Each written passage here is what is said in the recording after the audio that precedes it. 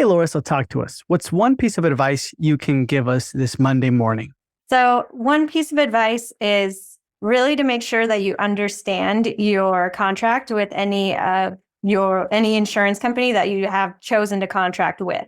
There are a lot of rules that come with those contracts. And if you've chosen to be in network with a certain insurance company, they may have specific rules that you have to follow, such as you have to bill certain procedures out, even if they're not going to be covered. So you just want to make sure that you really understand your contract before you start committing insurance fraud. And it's little things like you may have a certain procedure that's not covered by that insurance, and you may choose not to bill out that to that insurance company because you've decided since it's not going to be covered, we're not going to bill it out anyway. But if your contract says that you should still be billing it out, you still need to make the insurance company aware that you did that procedure, even if you don't think you're going to get covered for it.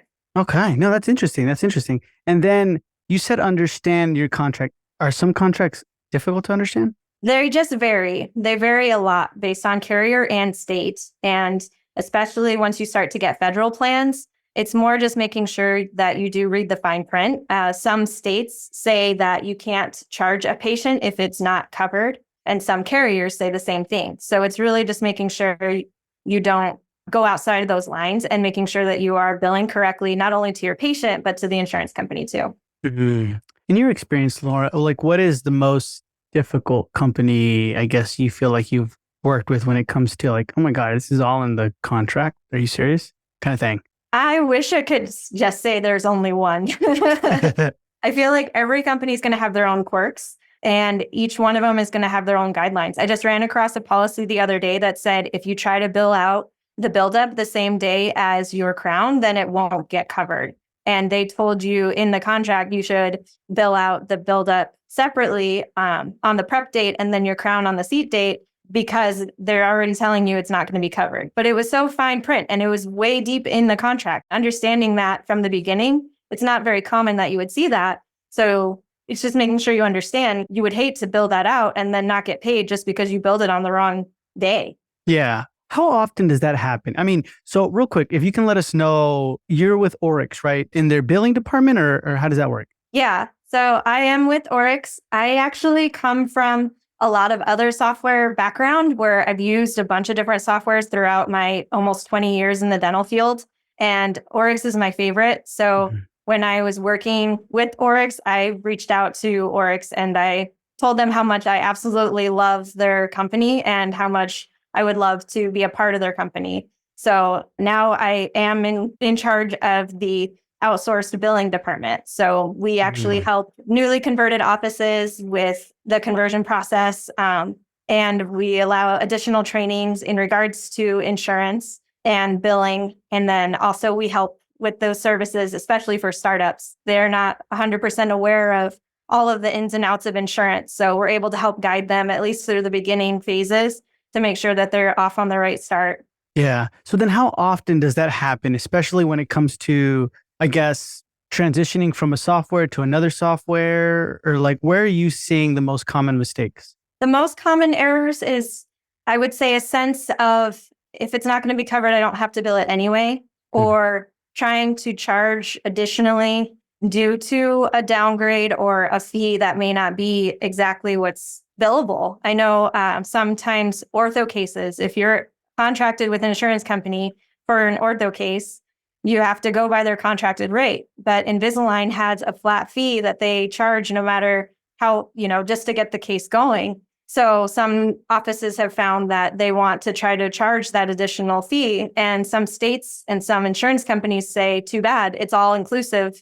Just because you picked Invisalign instead of brackets doesn't mean we're going to give you more money. So it's making sure that you understand that piece. The biggest thing that we run into is just thinking that we can step outside of those contract guidelines and not necessarily defining it as fraud. It's still considered a form of fraud. If you're withholding information, if you're falsifying the information, submitting under a different provider just because they have different network statuses, things like that can all be considered forms of insurance fraud. So just being careful. The last thing you want is to go have huge fines, get your license revoked, or have your business shut down because of insurance fraud.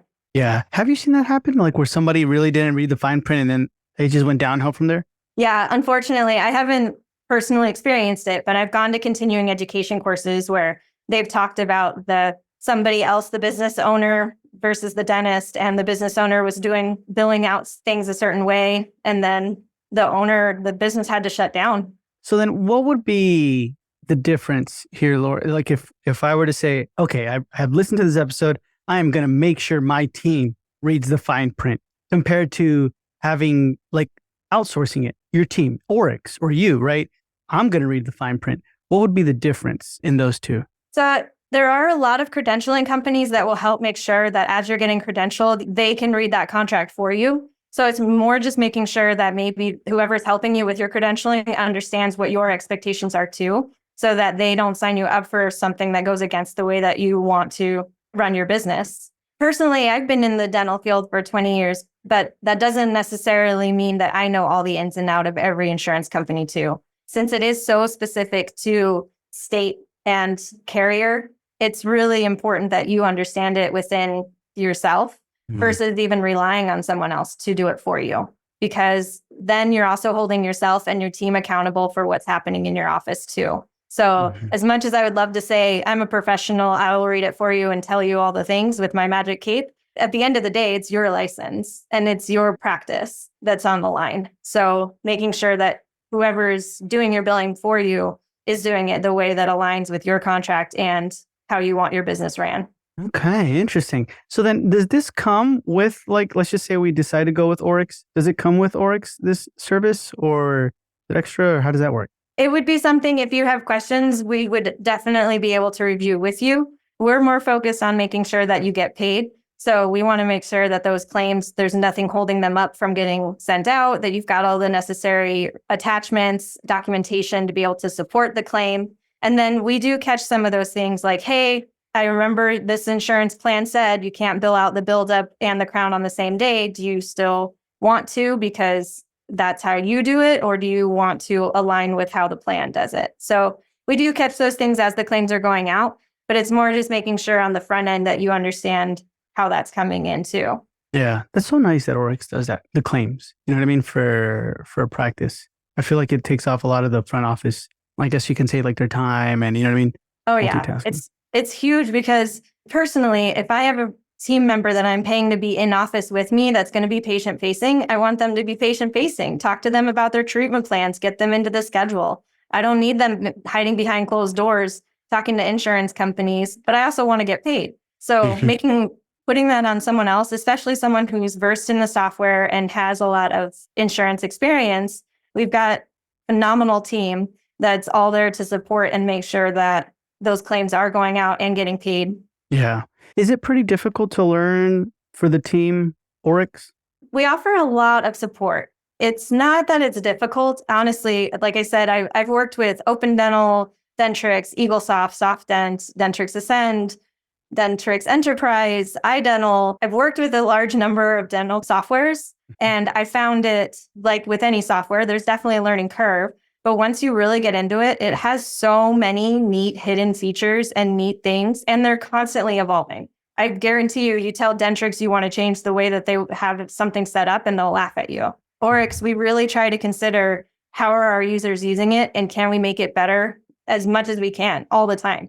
Yeah, that's so true. I see that in the Facebook group, like the Oryx users Facebook group. Like somebody would be like, hey, Rania, can we do this or can we do that? And working on it. We're doing it. We'll implement it. You know what I mean? And they're on it. So yeah, we have developer meetings all the time. Like we're still, as big as we are, we're still small, right? We're still connecting with each other regularly to make sure, hey, this is something that our front end user saw that we might be able to improve. Is it something we can implement? If it's only one person that wanted it, then it may not be the top of our list, but being just vocal about things that we could possibly do to improve helps too. But I also think it's got a really strong base. So while some people may see that there's areas to improve, it's got a lot of really great things already integrated into it that help me when I'm doing aging or when I'm doing the insurance stuff. This is my go-to. It's the fastest one to work out of. It's got the most detail. I find less errors once I'm using the software correctly. It's just phenomenal in my opinion. Might be a Mhm. little biased, but No, that's awesome. And then what's one final piece of advice you can give us when it comes to claims and practice ownership? there's no such thing as too much information. You'd much rather have 15 photos, a big, strong narrative, and x-rays right before the procedure versus later finding out that you needed that x-ray narrative or photo and not have it. So there's never enough information. Interesting. Awesome, Lauren. Thank you so much for your time. I appreciate it. But if anybody had questions or concerns or anything like that, where can they find you? If you're already an Oryx user, then you can put in a help ticket and they'll help make sure that you're directed to the right department.